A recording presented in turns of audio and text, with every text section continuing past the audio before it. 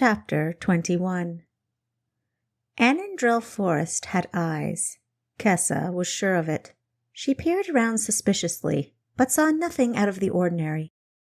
Of course, ordinary for Anandrill Forest was anything but.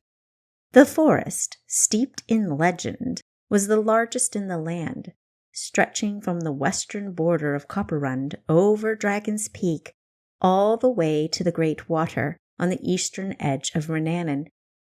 It was said that everything from ghosts to mythical creatures called the wood home. And Kessa partially believed it. An inquisitive child, she had often ventured deep into Anandrill to play, despite her father's warnings. She'd loved the serene, mystical feeling about the place. She'd climb trees, play in the meadows, hike along streams, and lie on the grass, staring up at the canopy of leaves. One afternoon, she'd happened upon a baby deer, lying in a small patch of grass.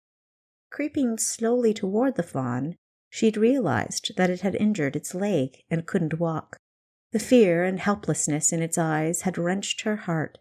She'd sunk down next to the fawn and spoken gently to it while she'd wondered what to do.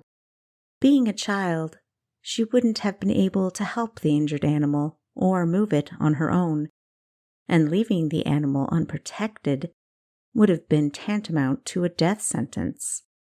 So, she elected to do the next best thing, build a gurney. Once, her father and her had done just that, when Aquestria had broken her leg falling off a horse. Kessa had collected the materials for the gurney, including several of her hair ribbons, and set about building it. But time had passed too quickly. Twilight had arrived before she'd been able to finish. It was then Kessa had heard them, the howls of wolves. Initially, panic had set in.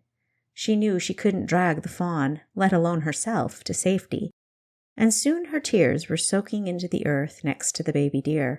Wiping the tears away, she'd looked at the creature, and a deep, courageous resolve had seeped into her, just like her tears had seeped into the earth. She was the fawn's last defense. She would not leave it to its fate. That aside, she'd felt that it was too late to make it home safely, and if she was going to die, it wasn't going to be running away. Armed with a long stick, Kessa had stood next to the fawn, facing down the wolves as they'd circled their prey. She'd swung her stick and screamed at the wolves, keeping them at bay. Then one had lunged at her, knocking her over. Another wolf had wrested the stick from her grasp. She'd heard a terrifying growl that had reverberated through her bones. She'd shut her eyes, preparing for their teeth to tear into her flesh. After a handful of seconds had passed, she'd cracked one eye open to see a huge black wolf sitting next to her. The wolf's giant maw was open, tongue hanging out. Its teeth weren't bared, nor did it show any signs of aggression. To Kessa's amazement, the wolf almost appeared to be smiling at her. The fawn was unharmed. Next to it was a woman, radiant, in a sparkling white full-length gown. Long, black hair had framed her pretty face as she'd smiled down at Kessa. In awe, not only because the woman was breathtaking, but also because her appearance was so completely unexpected and mysterious, Kessa had stared. Without a word, the woman had knelt down and touched the baby deer. A green light had shone from her hand, and Kessa watched in amazement as the fawn's injury had healed before her eyes. The fawn had shakily climbed to its feet, expressing its gratitude. It nosed Kessa. Not one to hold her tongue even when bewildered, Kessa had asked, "How did you do that?" "Love, child," the woman answered as the fawn nudged her. Kessa had pointed out, "But I couldn't do that." The woman's laughter had reverberated through the wood. "No, your magic is of a different sort, Kessa Decora, champion of the helpless," she'd responded, smoothing a gentle hand over Kessa's golden locks. Kessa's eyes had popped as she'd asked how the woman knew her name. A cryptic smile had been her only reply. The woman reached out to pet the wolf and commanded, "Neither of them are to be harmed." The large, fearsome wolf had nodded its assent. It then looked compellingly at the pack sitting around them like protective sentinels. They padded off. "Please see that Miss Decora finds her way home," the woman had commanded with a graceful gesture of respect. And the wolf had done just that, trotting alongside her until she was at a safe distance from her front door. She'd thanked the wolf and watched as it trotted off.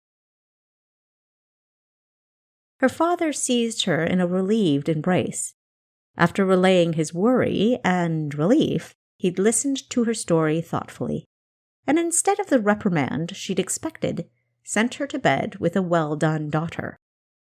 When she'd woken the next morning, she'd wondered if it had all been a dream. Dream or not, Kessa had felt no apprehension about visiting the forest again, and continued to do so. And although nothing mystical had ever happened again, she'd always respected Anandrill Forest as a place of wonder and mystery.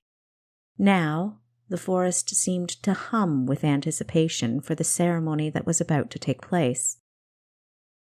Garbed in a blue gown with a long, flowing skirt accentuated with 4 green inserts, and wide bell sleeves edged with green, it was one of the rare times in Kessa's life where she hadn't complained about wearing a dress. Golden braidings smoothed the combination of colors at the neckline and just above the elbow and near the edge of the sleeves.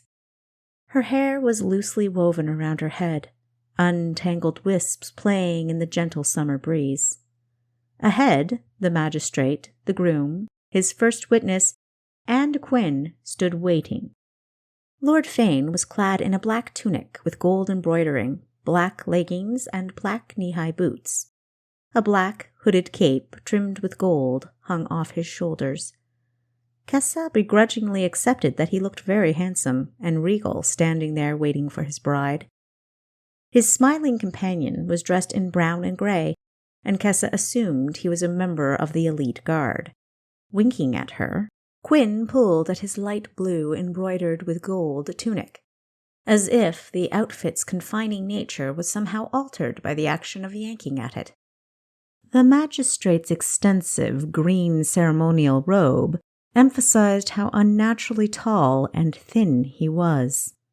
Long, sleek gray hair flowed straight down his back, covering his shoulders, and a well-trimmed goatee did little to soften his harsh features. Cultivators of rare magic, magistrates were a threadbare remnant of the Caitors, a people enslaved and manipulated by the Dragnomaran, a powerful race of magic users. Though few in Akara remembered this history, magistrates had performed marriages, child naming, fertility evocations, and divorces for many generations, and their magic was considered perfunctory. Having never seen a magistrate's magic before, Kessa was excited to witness it.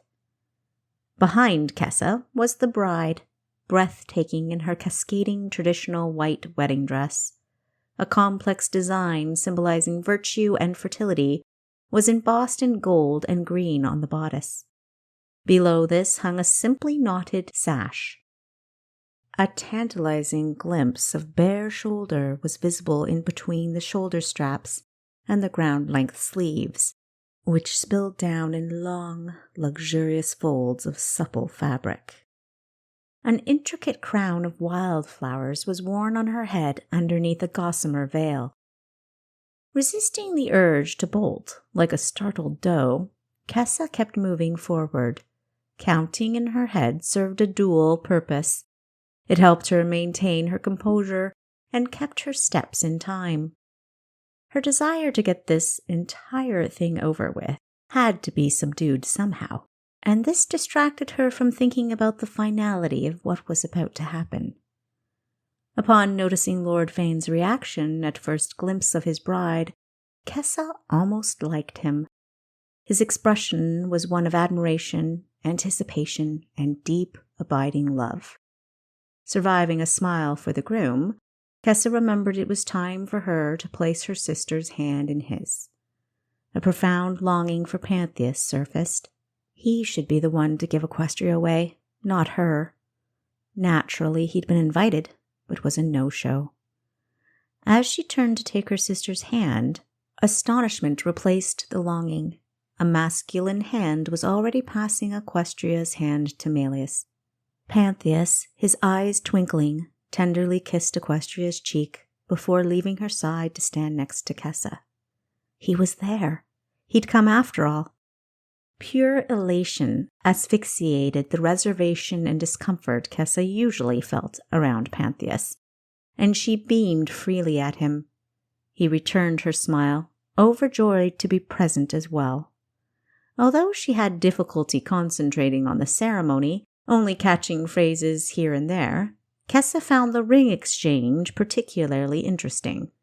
Chanting words in Ketorian, the magistrate tapped the ring fingers of the bride and groom, then, reaching the crescendo of his chant, locked them together. Faint runes emerged where the magistrate had touched. The intensity of their light amplified as Equestria and Malleus held hands, reciting their personal vows to one another. Like your rings, these runes symbolize your commitment, your passion, and your love. They are only visible when you're in physical contact, and those emotions for each other are healthy and strong. If you're touching, and the runes aren't glowing, you know something is wrong with your relationship. In this way, they are more valuable than your physical rings. Encouraging them to exchange their actual rings, he continued, These rings are a sign of your commitment and love that is constantly visible to everyone at all times they are worn. As Malleus slid Equestria's ring on her finger, Kessa thought she saw something in the woods. You may kiss the bride, the magistrate announced. Her attention returning to the bride and groom, Kessa realized Pantheus was watching her closely with an ambiguous expression. Lifting Equestria's veil, Malleus kissed her.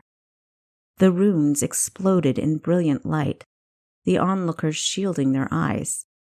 A gentle summer breeze laden with petals blew by, sprinkling them all with fragrant blossoms. Kessa peered around curiously. She sensed, more than heard, cheerful voices carried on the breeze. Her senses tingled with a mysterious, imperceptible presence that seemed to emanate from all around them. The presence dissipated with the breeze, and Kessa realized it was time to congratulate the newlyweds. Hugging her sister ardently, Kessa expressed how beautiful she was and wished her joy. Equestria kissed her on the cheek, thanking her. She then looked at Pantheus and voiced how happy she was to see him and introduced her husband. Try as she might, Kessa couldn't detect any pretense in Fayne's demeanor. He was genuinely enjoying the day, and it rendered him, for the time being, likable. After congratulations were expressed, the party followed the bride and groom as they proceeded toward their home, where a feast was prepared. Quinn had run on ahead to help with preparations. Kessa grinned to herself. Finally, the part she'd really looked forward to. The food. Pantheus fraternized with the enemy, Malleus, while Equestria walked alongside, listening. Kessa and the magistrate trailed behind. Your sister is destined for great things, Kessa Decora, the magistrate declared unexpectedly. Kessa wiped a loose wisp of hair behind her ear, agreeing automatically. Yes, she is. You're threatened by this? Crooking her neck uncomfortably, she scowled up at the magistrate. Of course not. Why would I be? Fear, perhaps? Fear of never measuring up? Of being left behind?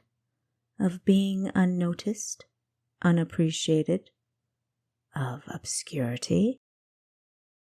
Her conscience bristling slightly, Kessa uttered, "Is this how you normally converse with wedding guests?" "No, but I sense a profound, let's see, how to put it, umbrage coming from you toward your sister.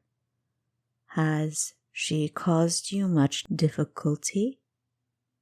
Without warning, tears suddenly stung her eyes.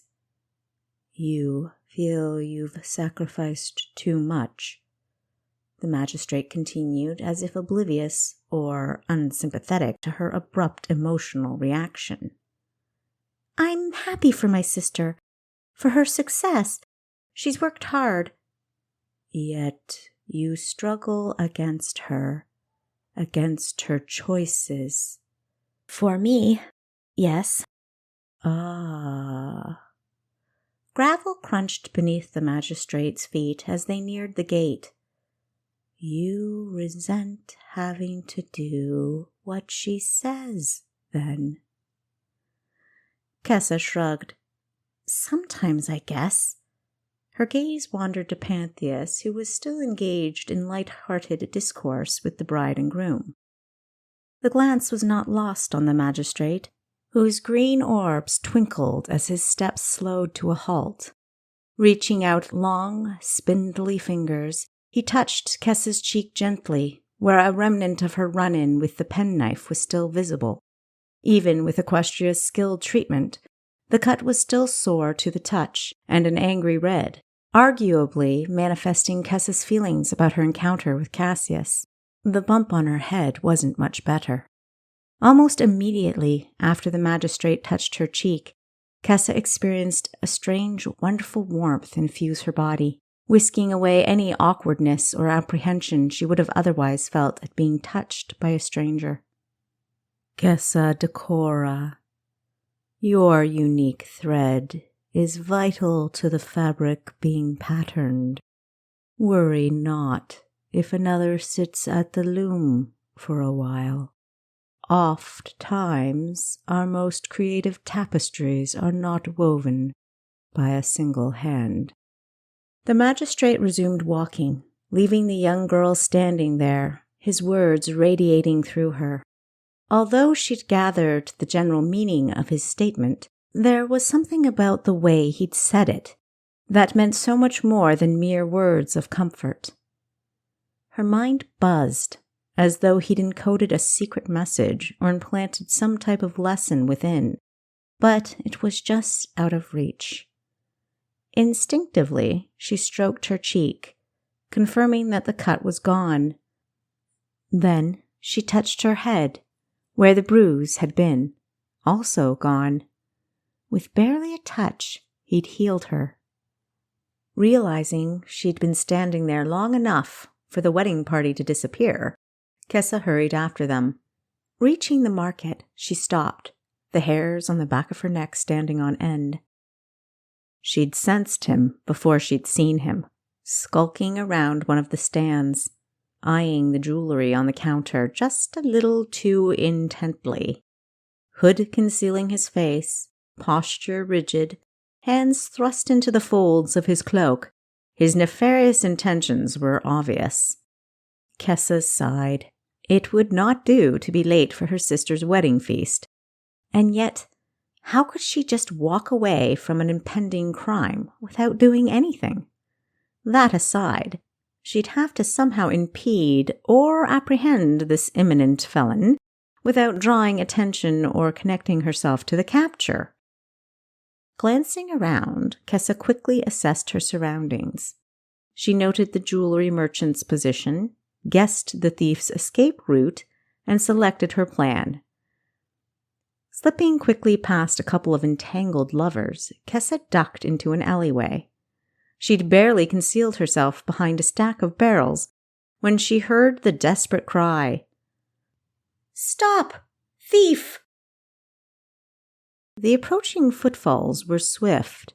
Judging their timing perfectly, Kessa shoved the stack of barrels onto the fugitive, knocking him to the ground like a sapling bombarded by a rock slide. Then, as quick as a flash, she withdrew, ducking around the back corner of the alley. Cleverly concealing herself, she watched as the criminal tried to extricate himself from the jumble of barrels before being detained by both the jewelry merchant and the, now untangled, male lover, whose companion was currently ogling him with sappy admiration. Once the guard arrived, Kessa, pleased with the outcome of her actions, hurried on to the feast. Out of breath, she arrived just as the magistrate was giving his toast to the happy couple.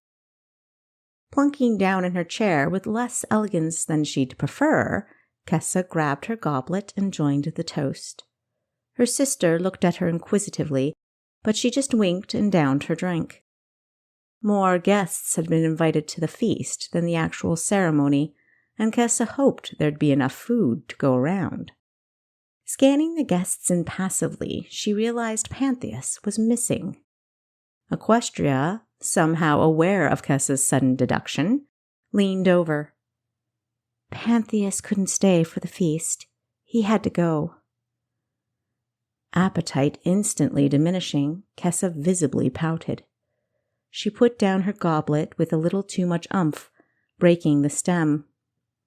Signaling for a new goblet to be brought, Aquestria explained, He wanted to stay, but some crucial business prevented him.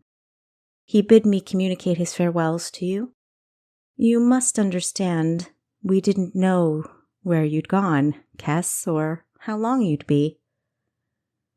What business could possibly be more important than taking part in your wedding feast? Seriously, he couldn't even wait to say goodbye to me personally? Patting Kessa's arm consolingly, Aquestria said, He made me promise we'd come visit as soon as we're able. I see. Kessa dropped the subject, immediately surmising that as soon as we're able meant not for a very long time. Taking her first bite of delectable-looking roast potatoes, Kessa shrugged inwardly. If Pantheus didn't care enough to wait to talk with her, then so be it. He wasn't really a part of her life anymore, anyway. Although everyone else appeared to be enjoying the feast, Kessa's food was curiously devoid of flavor. Kessa slowed Celeste to a trot as she approached the wooden gate where her sister was waiting for her. Dismounting, she led Celeste the rest of the way, taking deep breaths to allay the torrent of emotions suddenly bombarding her. She wasn't happy to see Aquestria, nor had she missed her while she'd been away on her honeymoon. In fact, until she'd noticed her propped against the gate, her arms folded casually on the top plank, Kessa hadn't thought much about her at all. Had their relationship truly deteriorated that badly? Bothered by these realizations, Kessa tried to plaster a smile on her face. Appearing very relaxed and elegant in her white, off-the-shoulder blouse with bell sleeves and her tan leather pants, Aquestria beamed back at her. Kessa ignored the gentle glow of tranquility and contentment that radiated from the newlywed, not because she begrudged her sister happiness, but because she didn't want to give any credit to malicious. Has it been a week already? She asked, more tartly than she'd intended. Another week had gone by, and despite a trip to Daisyfield, Kessa was no closer to finding Amberly Lestroy than she'd been when Cassius first gave her the assignment. Petting Celeste's nose, she tempered her tone and her attitude. How was your honeymoon? Amazing, Aquestria replied in an uncharacteristically dreamy voice. It made Kessa feel giddy and uncomfortable at the same time. Giddy because she was happy for Aquestria, uncomfortable because, well, it was her sister's honeymoon with Malleus that caused the dreaminess. Kessa didn't want visions or thoughts of that in her head. Snapping back from her memories of the week away, Aquestria said, "Malleus has business in Aquina. I'll be accompanying him. If you'd like, you can come with us." Kessa shrugged, trying to seem indifferent, though a spark of excitement had sent her stomach reeling. "Why should I go to Aquina?" Aquestria smirked, seeing through the facade instantly. "You don't have to. We're only in Aquina for 2 days, and I'd be visiting Pantheus most of that time. You're probably not interested in seeing him, eh?" "Certainly not. After the way he absconded from the wedding feast, I'm amazed you want to see him." "Kessa, it meant a lot that he came to my wedding at all. I can't hold his leaving early against him, and neither should you." "Who should make an effort, a special effort, to be at your wedding if not a brother, because that's what Pantheus is to you, isn't he?" Plotting the direction of the conversation, Aquestria rolled her eyes and stated with finality, "We leave tomorrow at dawn, if you change your mind and decide to accompany us." "I doubt I will," Kessa spluttered, derailed by her sister's cease-fire assertion.